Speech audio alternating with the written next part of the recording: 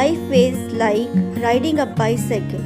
To keep your balance, you must keep moving. So, children, have faith in yourself and keep on moving.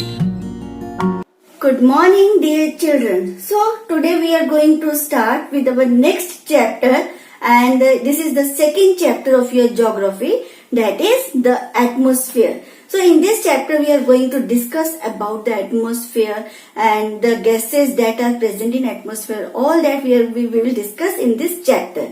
So first of all, what is atmosphere? Atmosphere is the blanket of air that surrounds the earth. It is known as atmosphere.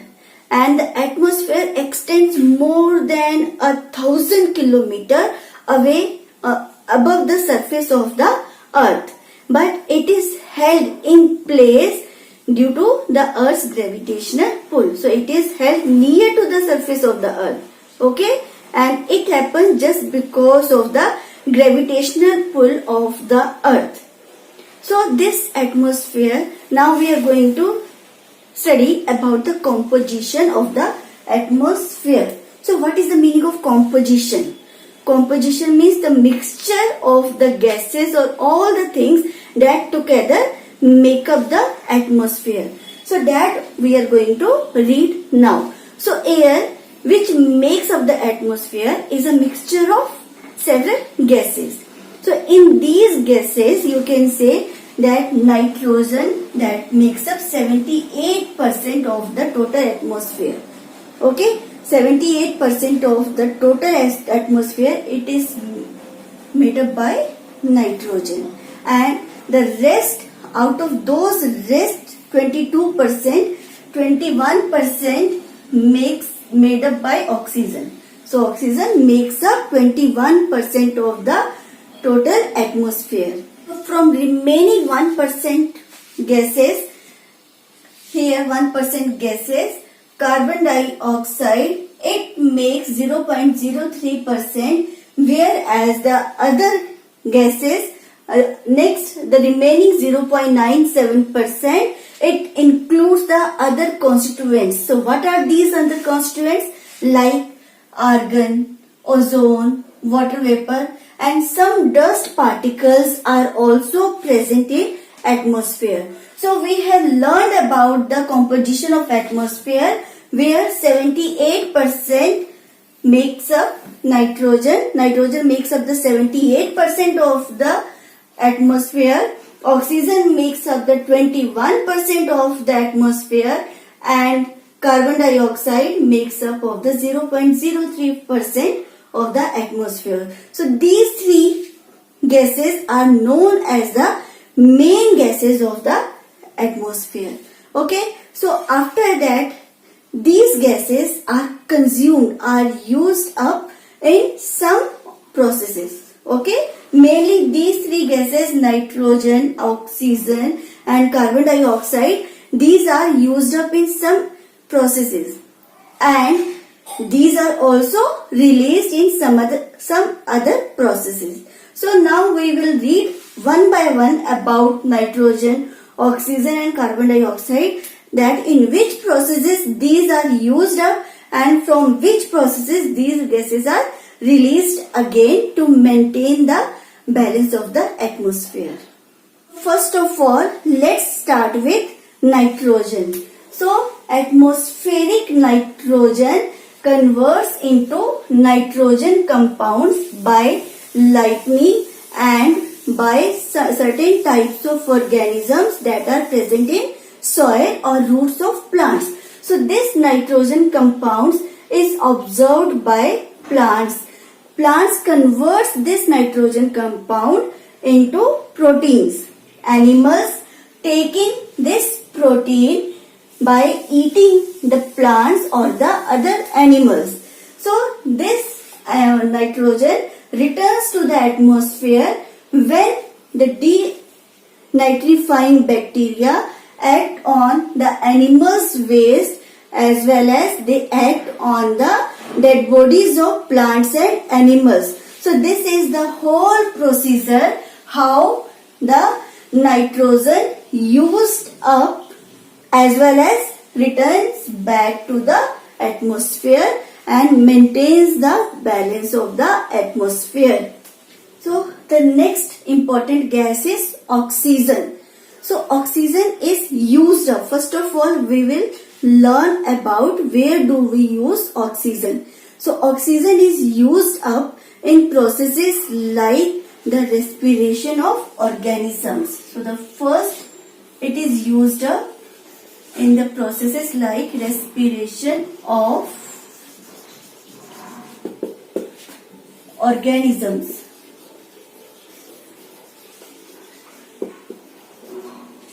Secondly, okay, so this is respiration of organisms. Second is the burning of fuels. So oxygen is also used in the burning of fuels. And the third, it is used up in the process of to decay of organic matters. Decay of organic matter. So in all these three processes, the oxygen is used up. Okay. So these all are the three processes where we use the oxygen, where the oxygen is used up. So this oxygen that is used up in these processes, it is released. So this oxygen is released by the green plants. So it is released by the green plants during the process of photosynthesis. So which process? Photosynthesis. During this process, the oxygen is released by the green plants. So in this way, the oxygen that is used up in all these processes, it is released back to the atmosphere and maintains the balance of the atmosphere. Next, the third important gas is carbon dioxide. So this carbon dioxide, as we have discussed earlier in oxygen also, this carbon dioxide is used up by the green plants. So the gas is used up by the green plants during photosynthesis. So they use it during photosynthesis. Okay. Photosynthesis. So here the carbon dioxide is used up and it is released by those three processes that we have discussed earlier in the oxygen, that is, it is released by the respiration, through the process of respiration of organisms. Again here we will write respiration of organisms. Next is burning of fuel. And the third one is decaying of, okay, the third one is decaying of organic matters. So here in these three organic matter, so during these three processes, the oxygen released and returns back to the atmosphere. Okay, it is used here, carbon dioxide is used here and released through these three processes and again return back to the atmosphere. So here in this way we can say that the nature and the atmosphere, it is capable of maintaining its balance through different processes of using and releasing all these gases. It always keeps its balance. Okay, it always maintains its balance. But this balance is disturbed by the human activities. And as the human activities disturb all the balance here, and due to this, we pollute the air. So what is air pollution? So as we pollute the air, we call it air pollution. So now the next topic is air pollution.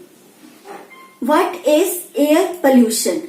So any undesirable change in the composition of air is known as air pollution. So this may happen if the process regulating the composition of air are disturbed or if harmful substances are added to the air. So these harmful substances are known as pollutants, and these pollutants may cause air pollution when these pollutants are added to the air. So in here we can say that the cities and industrial areas are having more pollution, air pollution than the villages. So in these cities and industrial areas, the automobiles and factories are the chief polluting agent, and they emit large amount of gases like carbon dioxide, carbon monoxide and sulfur dioxide. So they emit these kind of poisonous gases, and not only that, they also release some of the particles, some of the carbon particles from fuels, and some of the gases, poisonous gases like carbon monoxide and sulfur dioxide, as well as some compounds of poisonous metal like lead are harmful for us.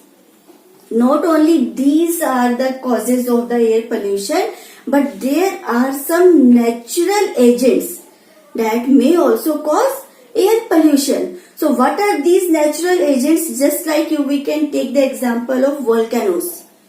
Okay, so during the time of volcanic eruption, many poisonous gases are released, and not only the poisonous gases are released, but a huge amount of dust, ash and many other poisonous metals and things are released in this volcanic eruption. So we can say that we, the human being, causes the air pollution, as well as there are many other natural agents that are also cause the air pollution. So today we have discussed about the meaning of atmosphere, that is the blanket of air that surrounds the earth. After that, I told you about the composition of atmosphere, where the 78% consists of nitrogen, 21% consists of oxygen, and the remaining 1% consists of carbon dioxide and many other constituents. After that, I told you about the air pollution and the different causes of the air pollution. So till there we have completed today, and tomorrow in my next video we'll start with the layers of the atmosphere. So thank you and have a nice day.